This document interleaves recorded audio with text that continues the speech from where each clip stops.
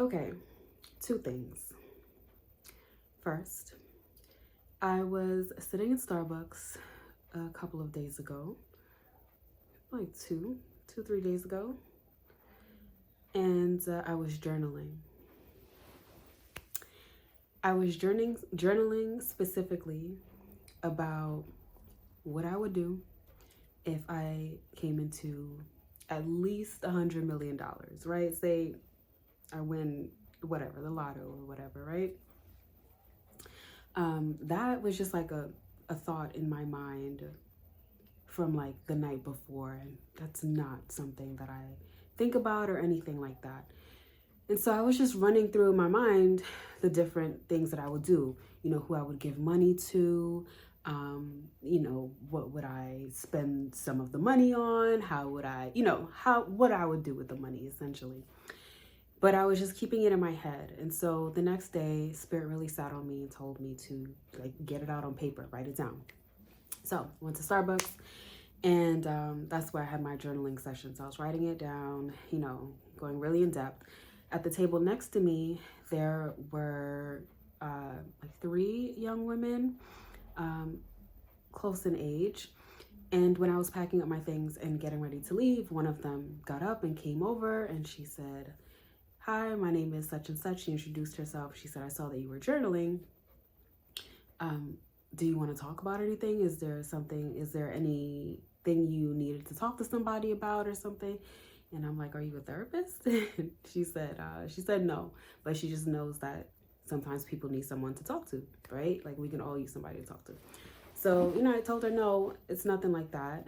And after a silent moment, I felt comfortable like sharing with her what I was journaling about, and how, I was journaling about how I would spend my money, my winnings.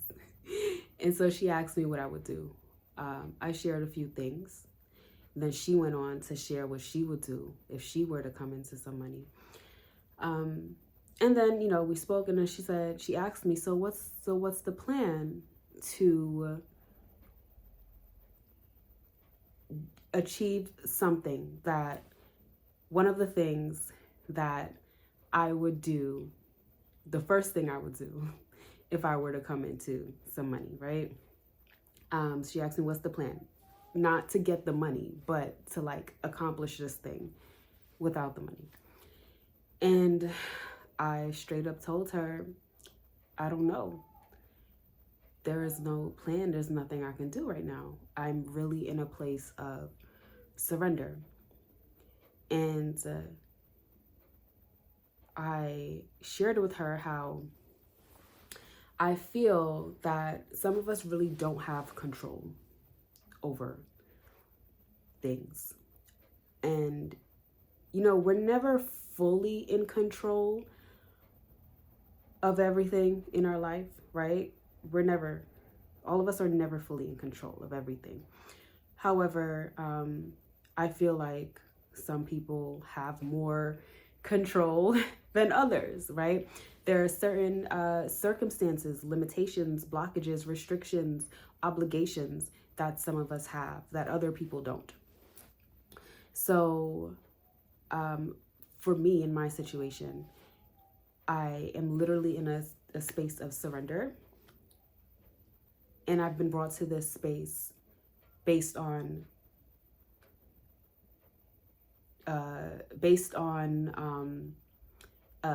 movements or things that I've made in the past, decisions I've made in the past, things that I've tried, attempts that I've made, paths that I've taken, and lessons that I've learned from that, and the introspection and the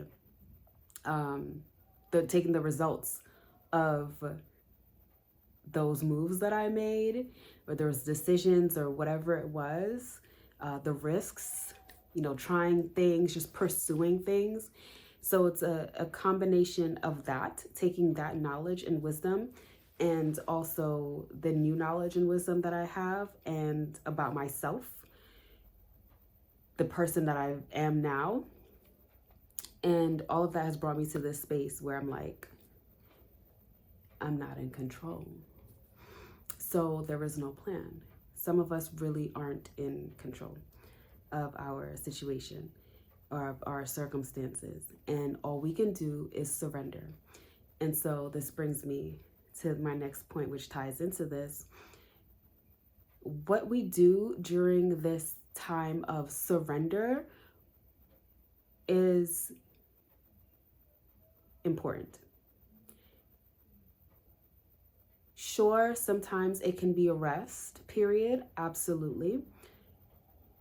But it's not a time for us to just not be doing anything. There's always something to be done. There's always work to be done, right? So while we're waiting, we're in this waiting period for, say, something material to break through, whether it's a new job or more money, an opportunity, whatever your circumstance is. Maybe you're like in the middle of a divorce or trying to get out of a marriage or a toxic relationship. Maybe you are in a poor living situation. Maybe you're homeless. Maybe whatever it is, right? Whatever that, it could be like a bottom point for some people, or it could just really feel like this stagnant space where you can't move left, you can't move right. You just have to be right here, but this is where you have to be right now. What you do during this time is still important. And yes, this is a waiting period. Yes, you can rest. Absolutely. I feel like that's a big part of it, especially for if you are in a period where you're still required to use your physical energy, your mental energy, your emotional energy. There's still things around you that are taking a toll on you. It is a priority to take care of yourself and to rest. How else you or we, I'm going to say we, need to be using this time, right, is to become competent at whatever it is that we're doing, master wherever we are, learn whatever lessons we're supposed to learn, improve ourselves. So let's say you're waiting for that next job. You hate your job, right? You've been there for years. You're applying to new jobs, but nothing is coming. Okay. Are you ready for another job? And not just, yeah, I'm ready. Like, of course I'm ready. Do you have your wardrobe that you're going to be wearing to this new job? And these things might seem really like minor or superficial, but it's real, because you don't want to wait until you get something to have to prepare. You prepare beforehand. Is your time management up to par? Are you getting to your current job on time, or are you constantly late? If you're constantly late to your current job, the universe could be looking at you like, how am I supposed to give you a new job at a better company with more money, more responsibility, a better role, and you still can't get to work on time? Are you managing your tasks at this current job to the best of your ability? Have you learned to really work with your coworkers and team members and navigate being in a work environment, whether it's a toxic work environment or a healthy work environment, right? They still require us to have emotional intelligence, have a level of maturity, have self-awareness, confidence, all of these things. So these are things that we can consistently and consciously work on while we are in this waiting period, while we're in the in-between. How can you be a better person? Are there ways that you can improve in your interactions with people, with family, with friends, with strangers? How are you taking care of yourself? Are you getting enough sleep? That's something that I'm working on still, because I need like 9 to 10 hours of sleep. However, like going to bed early has been quite difficult for me. Going to bed early enough to get 9 or 10 hours of sleep has been difficult for me. But like I wake up not fully rested, but my body is programmed to wake up at the same time. So I'll wake up that time regardless. So that's something that I'm working on, making sure I'm getting enough sleep, right? And like, at least I know how much sleep I need to get. And I know this because on days when I don't work, like on the weekends or when I have holidays and I'm able to just sleep in, I see a huge difference. Are you eating well? Are you taking care of yourself? All of these things. So Spirit just wanted me to share that message with whomever. Also, something that I'm doing during this period is reading more. I wanted to share some books that I have. So I'm currently reading The Night Circus. I know this is a little sidebar, but maybe somebody will find this entertaining or helpful. I'm currently reading The Night Circus by Erin Morgenstern.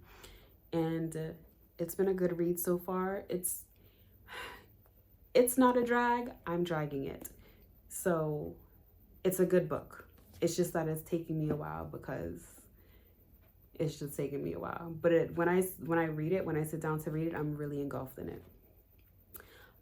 Something that I started doing since I've been reading this book is keeping a card, because I really wanted to take notes while I'm reading. So I've been trying different things and nothing has worked except this. This has worked. And how I knew it worked is because it actually proved itself today for the first time. So I would keep a note card. Well, this is like a 5x7. I think it's a 5x7 cardstock. I bought a bunch of these last year because I was going to print things on them. Print like poetry and words and writings and whatnot. So that's how I come to have it. And I said, let me keep this in the book. That way I can just write down notes, as opposed to having a big notebook with me or a small note. It's just too much. At least this I can stick in the book. The last thing I need is another book to carry around. And I always carry a notebook as well because I'm a writer. I like to write. So I was having too many notebooks. I needed something simpler and more condensed. So I keep this card. And I would just write down things that I think I wanted to remember, or things that I think were important. I haven't written much, but the last thing I wrote was a character, and I just wrote a few sentences on who this character is. And I actually needed that today when I was reading, and that same character came up like 2 or 3 chapters later. And I'm like, who is this character? Like, the name sounds familiar, but I can't put a face. I can't put a face. I can't tell you who this character is because it's been a while since I picked up the book. And I said, let me see if I wrote it down in my notes. And there it was. So that could be helpful for somebody. If you're wondering why I don't like write in the book or why I don't annotate, it's because this is a library book.